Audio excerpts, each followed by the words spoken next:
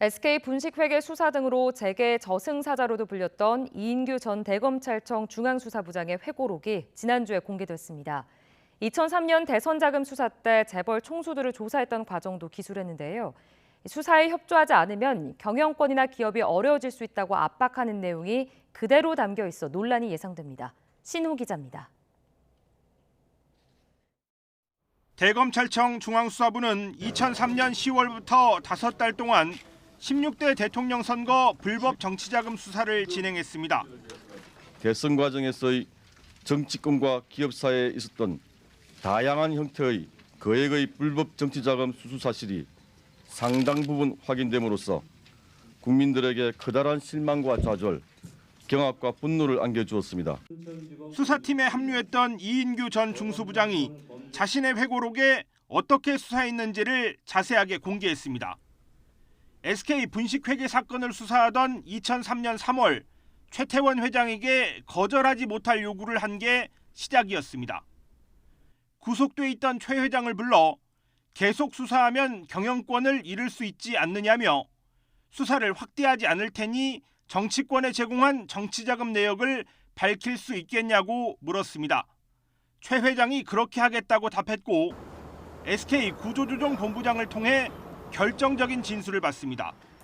한나라당은 최도농 재정위원장이 삼성은 300억 원, LG는 200억 원인데 SK도 100억 원은 내야 하지 않겠냐고 요구했고 민주당은 이상수 사무총장이 선거 막바지에 자금이 턱없이 부족하니 15억 원만 해줄 수 없느냐고 했다는 겁니다. 이 진술은 문서로 안 남기고 현 법무부 장관인 한동훈 검사가 구해온 녹음기에 담아뒀다고도 밝혔습니다. 8개월 뒤 중수부가 대선자금 수사에 착수하자 이 전 부장은 수사를 이렇게 시작했습니다. 먼저 삼성과 LG, 현대차의 변호를 맡고 있던 김앤장 변호사를 불러 수사에 협조하지 않을 경우 부당 내부거래 수사를 할 것이고 기업은 물론 오너 가족도 다칠 것이니 설득해달라고 요구했습니다. 삼성그룹 부회장에게는 겪어보지 못한 어려움이 있을 테니 후회하는 일 없도록 판단하라고 주문했고 LG그룹 변호사에게는 구씨, 허씨 일가가 처벌을 받는 것은 물론 기업도 어려워지게 될 거라고 압박했습니다. 롯데와 한화그룹, 대한항공에도 마찬가지로 수사에 협조하지 않으면 그룹이 어려워지거나 회장이 낭패를 보거나 불미스러운 일이 생길 수 있다고 경고했습니다. 16대 대선에서 한나라당 측에 823억 원, 민주당 측에 112억 원의 불법 정치자금이 제공됐다는 대검 중수부 대선자금 수사 결과가 이런 과정을 거쳐서 나왔다는 겁니다. 이 전 부장의 책 내용에 대해 검찰 고위 간부 출신 인사 A씨는 검찰 수사의 근본을 흔드는 것이라며 공소시효 문제는 해소됐겠지만 그렇지 않았다면 협박이나 강요에 해당할 수 있다고 비판했습니다.